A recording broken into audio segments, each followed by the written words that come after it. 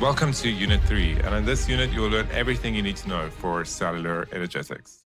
We have learned about the different environmental effects on enzymes and how the enzyme activity can change when these different conditions change. So the first one we looked at was temperature, how enzymes have an optimum temperature, that they are the most active or they have the highest enzyme activity. And then what happens when it goes beyond the optimum, when it gets too hot, that the enzymes will denature and the activity would drop really sharply. We've also learned about pH and how how normal pH can affect the enzyme activity.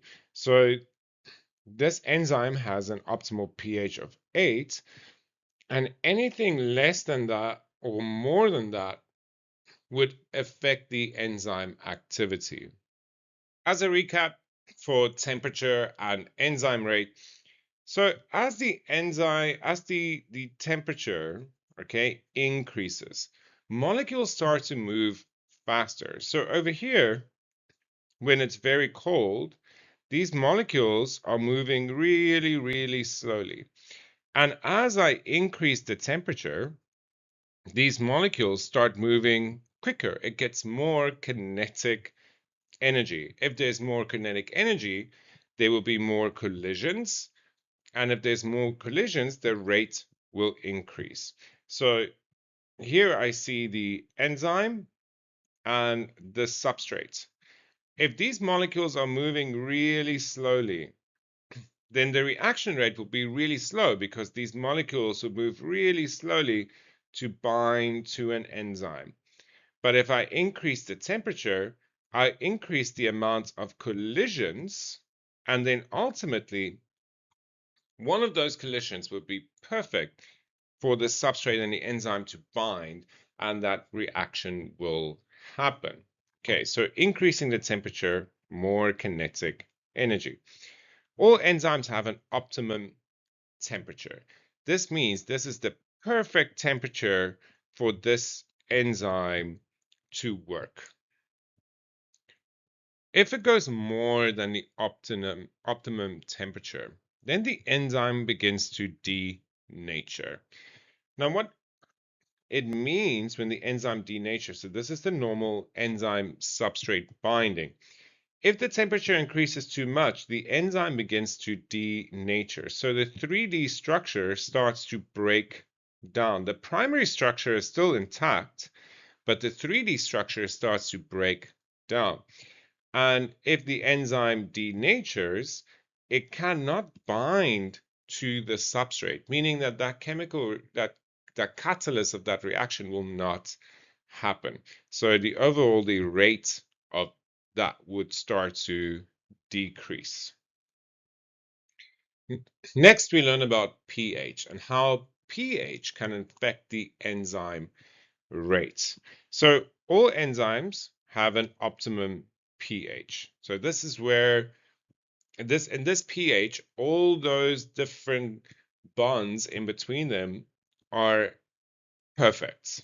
Okay, so if I change a pH, I can alter the R group charges, meaning acidic pH would add more hydrogen ions, and a basic pH removes some of these hydrogen ions, and that would alter these R group charges. It can disrupt ionic interactions where we have a positive and a negative charge coming together.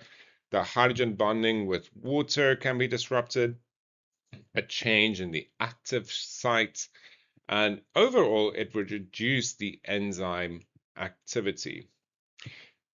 So if I put an enzyme in a increasingly acidic environment, meaning I am increasing the hydrogen ion concentration, then it would alter these different interactions. It would change the enzyme shape and the activity would decrease. Now, if I make an environment increasingly basic, I am basically increasing the amount of hydroxyl ions, and then it would alter the interactions, meaning these different chemical bonds, which would change the enzyme shape, and the activity would decrease. So what happens on a molecular level? This is the normal pH. This is where it is at optimum, meaning this is where this enzyme works. If I change the pH, okay, all these different things can happen. The R group charges can change, ionic interactions, hydrogen bonding. Okay, if this changes, it changes the shape of the active site. So here you can see the R group charges will change, the weak interactions are disrupted. And it's this weak interactions that keep this 3D structure of an enzyme. And if the active site changes, the substrate will no longer bind or won't bind well. So overall, the enzyme activity decreases. Now, for AP biology, you need to be able to predict the effects of a disruption, okay, when something is not working. So science measured the rate of an enzyme catalyzed reaction at different temperatures. This is at 10 degrees Celsius and at 70 degrees Celsius. And this is the reaction rate. Now, question A, describe the pattern in the graph. So I can see that the reaction rate increases from 10 degrees to 37 degrees, okay, because the molecules are moving faster. If molecules are moving faster, there are more collisions. Okay, there's more chance for this reaction to happen. So because it's cold, there is fewer successful collisions. Okay, so lower activity. And if it's at optimal temperature, which is 37 degrees, it has the most successful collisions and will have the highest activity.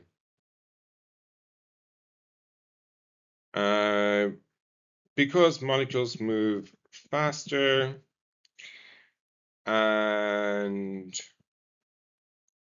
they have more successful collisions. At 70 degrees, predict what happens to the enzyme structure at 70 degrees. At 70 degrees, the enzyme is likely denatures. Okay? The reaction rate decreases. So here you can see the reaction rate is going down. And it decreases because these high temperatures,